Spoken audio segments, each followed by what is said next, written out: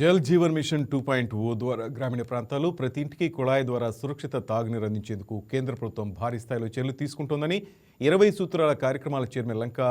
దినకర్ తెలిపారు. దేశవ్యాప్తంగా గ్రామీణ ప్రజలకు దీర్ఘకాలిక తాగునీటి మౌలిక సదుపాయాలు కల్పించేందుకు మొత్తం 8.69 లక్షల కోట్ల వ్యయంతో ఈ కార్యక్రమాన్ని అమలు చేయాలని కేంద్ర ప్రభుత్వం నిర్ణయించిందన్నారు. ప్రతి కుటుంబానికి సురక్షిత తాగునీరు అందించి ఆరోగ్యవంతమైన వికసిత భారత్ నిర్మాణమే ఈ పథకం లక్ష్యమని పేర్కొన్నారు. ఆంధ్రప్రదేశ్లో కూడా ఈ పథకాన్ని సమర్థవంతంగా అమలు చేసి రాష్ట్రాన్ని ఆరోగ్యవంతమైన స్వర్ణాంధ్రగా అభివృద్ధి చేయాలని ముఖ్యమంత్రి నారా చంద్రబాబు నాయుడు లక్ష్యంగా పెట్టుకున్నారని ఆయన తెలిపారు. ప్రధానమంత్రి నరేంద్ర మోడీ గారి యొక్క నేతృత్వంలో గ్రామీణ ప్రాంతాల్లో ప్రతి ఇంటికి సురక్షిత త్రాగునీరు అందించడానికి 2019లో ప్రవేశపెట్టినటువంటి జల్ జీవన్ మిషన్ 2.0 కింద ఇప్పుడు కేబినెట్లో నిర్ణయం తీసుకోవడం జరిగింది. మొత్తం కూడా 8,69,000 కోట్ల రూపాయల వ్యయంతో దేశంలో ఉన్నటువంటి అన్ని గ్రామాలకి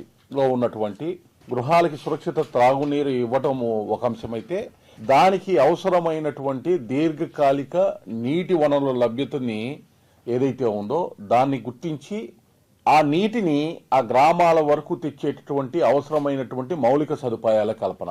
వాటర్ ఏదైతే నీటి వనరుల లభ్యతని వారు గుర్తించారో అక్కడి నుంచి గ్రామానికి తెచ్చేటటువంటి క్రమంలో అవసరమైనటువంటి పైప్ లైన్లు కానీ, అదేవిధంగా ఆ గ్రామాలకి సంబంధించి ఆ నీరు తెచ్చినటువంటి నీరు స్టోరేజ్కి కానీ, అలాగే ఆ నీటి శుభ్రతకి అవసరమైనటువంటి ఫిల్టరింగ్ కానీ, వీటన్నిటికీ సంబంధించినటువంటి అంశాల మౌలిక సదుపాయాల కల్పన, అలాగే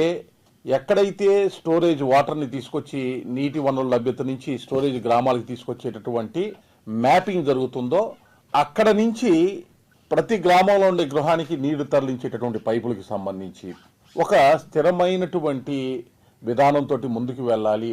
అని 8,69,000 కోట్ల రూపాయలను ఈ యొక్క జల్ జీవన్ మిషన్ 2 ద్వారా ఇప్పటికే 3,60,000 కోట్ల రూపాయలని జల్ జీవన్ మిషన్ 1లో తీసుకోవటం జరిగింది కేంద్ర ప్రభుత్వము. ఇంకొక దాదాపు 5 లక్షల కోట్లకు పైగా ఇప్పుడు అదనంగా నిధులు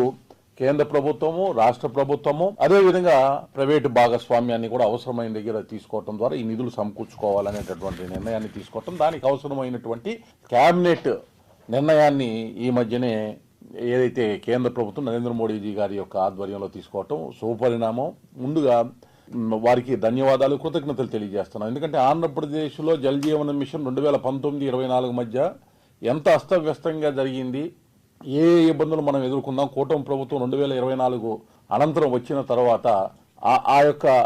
తప్పులు ఏవైతే ఉన్నో అంచనా వ్యయం తప్పులు కానీ, లేకపోతే ఆ ప్రాజెక్టు నిర్వహణలో ఉండేటటువంటి అస్తవ్యస్త విధానాలు కానీ, అవినీతి ద్వారా జరగాల్సినటువంటి నాణ్యతతో పనులు జరగబోవటం కానీ, ఈ అంశాలన్నింటినీ కూడా పరిశీలించిన తర్వాత డబుల్ ఇంజిన్ సర్కార్ రాగానే ముఖ్యమంత్రి చంద్రబాబు నాయుడు గారి నేతృత్వంలో ఉప ముఖ్యమంత్రి పవన్ కళ్యాణ్ గారు మొత్తం ప్రాజెక్టు వ్యయాన్ని, ఆ యొక్క ప్రాజెక్టు స్వరూపాన్ని ఇప్పుడైతే కేంద్ర ప్రభుత్వం ఏదైతే విధానంతో ఆమోదించిందో దానికి కావలసినటువంటి కార్యాచరణని ఆంధ్రప్రదేశ్ ప్రభుత్వం ముందుకు తీసుకొని ఆ అంశాన్ని కేంద్ర ప్రభుత్వం దృష్టికి తీసుకురావటం, ఇప్పుడు దేశం మొత్తం కూడా ఈ విధానాన్ని అవలంబించే విధంగా కేంద్ర ప్రభుత్వం నిర్ణయం తీసుకోవటం ఒక మంచి పరిణామం. డబుల్ ఇంజిన్ సర్కార్ ఆంధ్రప్రదేశ్లో తీసుకున్నటువంటి